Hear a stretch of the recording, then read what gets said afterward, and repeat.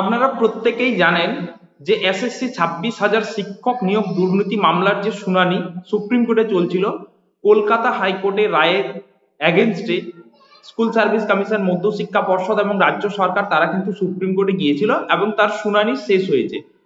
কিন্তু আমি আগের ভিডিওতে আপনাদের বলেছিলাম যে স্কুল সার্ভিস কমিশন নতুন কিছু তথ্য তারা কিন্তু সুপ্রিম কোর্টে সাবমিশন করতে চায়। তো যাই হোক, আমরা আজকে তারা কি সাবমিশন করেছে আমরা প্রুফ সমেত আপনাদের সাথে আজকে আলোচনা করব। যদি আপনি চ্যানেলে নতুন হয়ে থাকেন অবশ্যই কিন্তু চ্যানেল সাবস্ক্রাইব করে নেবেন, আর যদি ভিডিও ভালো লেগে থাকে, মনে হয় যে এটা একটু ইনফরমেটিভ, অবশ্যই কিন্তু লাইক করবেন, শেয়ার করবেন, কমেন্ট করবেন। তো দেখুন, এখানে বলেছিলাম যে school service commission Bikash Ranjan Bhattacharya তার কথাও আপনাদেরকে শুনিয়েছিলাম আগের ভিডিওতে, যারা আপনি দেখেননি তারা দেখে নেবেন। তো দেখুন, এখানে স্কুল সার্ভিস কমিশন শুনানি কমপ্লিট হয়ে যাওয়ার পরে আবার কিন্তু নতুন করে ঠ্যাংড়া তুলেছে, সেটা তারা কিন্তু নতুন করে সুপ্রিম কোর্টে তাদের বেশ কিছু তথ্য জমা দিতে চেয়েছিল। তো তাদের লাস্ট ডেট ছিল সোমবার, গত সোমবার তারা কিন্তু সাবমিট করেছিলেন সুপ্রিম কোর্টের প্রধান বিচারপতির কথা মতো। তো দেখুন, এখানে প্রধান বিচারপতির অবসর সময় হচ্ছে কিন্তু 13ই মে। তো আশা করি এরপরে অর্থাৎ মার্চের শুরুতে রায়দান কিন্তু কমপ্লিট হয়ে যাবে। তো তারই মধ্যে কিন্তু স্কুল সার্ভিস কমিশন নতুন করে সাবমিশন জমা দিয়েছে। তো কি ছিল তাদের এই সাবমিশনে, হঠাৎ করে কেন দরকার পড়লো এই সাবমিশনের? দেখুন, তো ঘটনা হচ্ছে অনেকেই কিন্তু এই সাবমিশনের পরিপ্রেক্ষিতে বলেছিলেন যে স্কুল সার্ভিস কমিশন এতদিন কেন ঘুমাচ্ছিলেন, তারা কি কানে তেল নিয়েছিলেন, যে তারা কি শুনতে পায়নি যে তাদেরকে বারবার কিন্তু বলেছিল যে যোগ্য অযোগ্যের তালিকা যদি আলাদা করা না যায় তাহলে কিন্তু পুরো প্যানেল ক্যান্সেল হয়ে যাবে। তারই এগেনস্টে কিন্তু যোগ্যরা রাত দিন এক করে কিন্তু কলকাতা রাজপথে আন্দোলন করছিলেন। 10 ফেব্রুয়ারি সেটা কিন্তু ইতি টানা হয়ে গেছে, অর্থাৎ পুরো শুনানি কমপ্লিট হয়ে গেছে। তারই মাঝে তারা কিন্তু ঠ্যাংড়া তুলেছে। এখানে দেখুন যে গত সোমবার তাদের যে সাবমিশন ছিল মূলত তিনটে বিষয় ছিল। এখানে কিন্তু যে out of panel, OMR issue এবং র্যাঙ্ক জাম্পিং করে যেসব প্রার্থী চাকরি পেয়েছিল তাদের কথাতেই, অর্থাৎ স্কুল সার্ভিস কমিশন কিন্তু মেনেই নিয়েছে দুর্নীতি হয়েছে। এখানে কিন্তু প্রথম যখন শুনানি চলছিল, হিয়ারিং চলছিল, সেই পরিপ্রেক্ষিতে স্কুল সার্ভিস কমিশন বলেছিল যে 5,485 জন তারা কিন্তু কি রয়েছে, অযোগ্য রয়েছে। তারপর এই যে ডাটা, এই ডাটা নিয়ে কিন্তু একটা মিসম্যাচ চলছিল, কারণ মধ্যশিক্ষা পর্ষদ তারা আলাদা ডাটা বলছে, সেখানে কিন্তু সিবিআই এর যে রিপোর্ট সেই রিপোর্ট অনুযায়ী আলাদা রিপোর্ট বলছে। বিকাশ রঞ্জন ভট্টাচার্য তারা বলছে যে 10,755 জনের মতো কিন্তু টেন্টেড ক্যান্ডিডেট রয়েছে।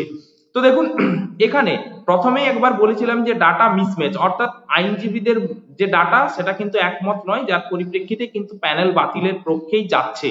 তো যাই হোক, এর মাঝেই কিন্তু স্কুল সার্ভিস কমিশন তারা কিন্তু তাদের সাবমিশন জমা দিয়েছে, এবং যেখানে তাদের বলা হয়েছে, মানে তাদের সাবমিশনে বলা হয়েছে যে আউট অফ প্যানেলে অনেকজন চাকরি পেয়েছে, ওএমআর ইস্যু অর্থাৎ ওএমআর ট্যাম্পার করে অনেকজন চাকরি পেয়েছে, এবং র্যাঙ্ক জাম্প করে অনেকজন চাকরি পেয়েছে। এই সংখ্যাটা হচ্ছে যে 5,303 জন। অর্থাৎ প্রথম যেটা বলেছিল 5,485 জন, সেই সংখ্যাটা একটু কমে গিয়ে দাঁড়ালো 5,303 জন।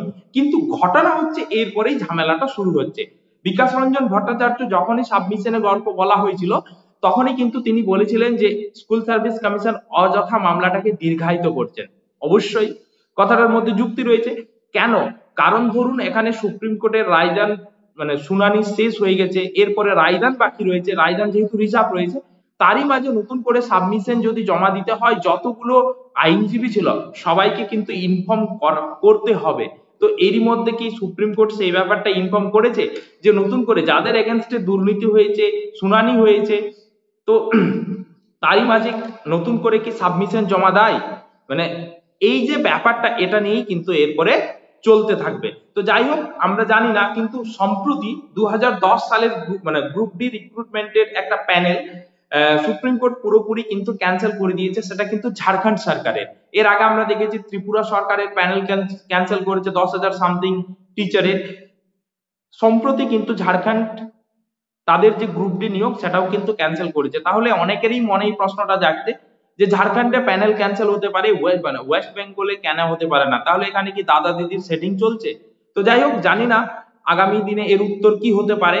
তো আশা করি স্কুল সার্ভিস মেনে নিয়েছে যে যোগ্য এবং অযোগ্য পৃথকীকরণ করা সম্ভব হয়েছে, এবং তারা কিন্তু সেই পৃথকীকরণের যে লিস্ট অর্থাৎ অযোগ্যদের তালিকা তারা কিন্তু সুপ্রিম কোর্টে প্রোভাইড করেছে। এরপরে জানি যে কার চাকরি যাচ্ছে কার চাকরি যাচ্ছে না। আশা করি অযোগ্যরা বুঝে গেছেন যে আমাদের চাকরি চলে যাচ্ছে। এটা তো নিশ্চিত যে অযোগ্যদের চাকরি যাবে, কিন্তু যোগ্যদের চাকরি থাকবে কিনা এটা নিয়েই কিন্তু বড় প্রশ্ন ছিল। তো যাই হোক, স্কুল সার্ভিস কমিশন তাদের সাবমিশন জমা দিয়েছে। চলুন দেখে নেওয়া যাক যে স্কুল সার্ভিস কমিশনের বেশ কিছু শিক্ষক যারা যোগ্য, যারা রাস্তায় দীর্ঘদিন ধরে আন্দোলন করছিলেন, তারা সম্প্রতি স্কুল সার্ভিস কমিশনের যিনি চেয়ারম্যান তার সাথে দেখা করেছেন এবং এ বিষয়ে তার মতামত নিয়েছেন, এবং তারা কি বলছেন আমরা একটু দেখে নেব। আজকে আমরা এসএসসির চেয়ারম্যানের সঙ্গে দেখা করতে এসেছিলাম। আমাদের যে জন্য এখানে আসা, কারণ আমরা সব জায়গায় দেখছি যে এসএসসি একটা নতুন তথ্য পেশ করতে চেয়েছিল এবং নতুন সাবমিশন দিতে চেয়েছিল। তো সেই জায়গায় দাঁড়িয়ে আমাদের অবশ্যই উৎকণ্ঠা ছিল যে কি দিতে চাইছে বা কি জমা দিচ্ছে। তো এসএসসি চেয়ারম্যানের সঙ্গে আমরা বিস্তর এই বিষয়ে আলোচনা করেছি।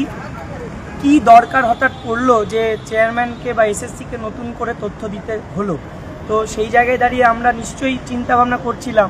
তো যেটা আমরা চেয়ারম্যানের কাছ থেকে জানতে পারলাম যে আগের দিন আমরা সবাই দেখেছি যে চিফ জাস্টিসের এজলাসে এসএসসিকে বেশি বলতে দেওয়া হয়নি, প্রায় 3.5 মিনিট সময় দেওয়া হয়েছিল।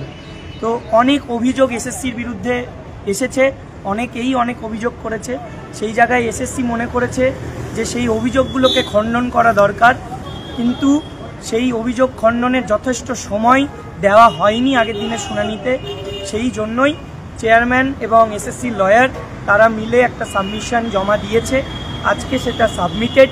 সেই সাবমিশনে যোগ্যদের পক্ষেই পুরোপুরি বলা হয়েছে এবং সেগ্রিগেশনকে স্ট্রংলি সাপোর্ট করা হয়েছে। বলা হয়েছে সেগ্রিগেশনটা যেন করা হয়। সেখানে মেনলি 3টে পয়েন্টকেই রাখা হয়েছে, যে out of panel, OMR issue আর র্যাঙ্ক জাম্পিং। এই 3টের বেসিসেই যেন সেগ্রিগেশনটা করা হয়। এবং বারবার বলছি যে যোগ্যদের পক্ষেই সাবমিশনটা গেছে। বাকিটা যে ইস্যুগুলো আছে বা আমরা কি জানলাম চেয়ারম্যানের কাছে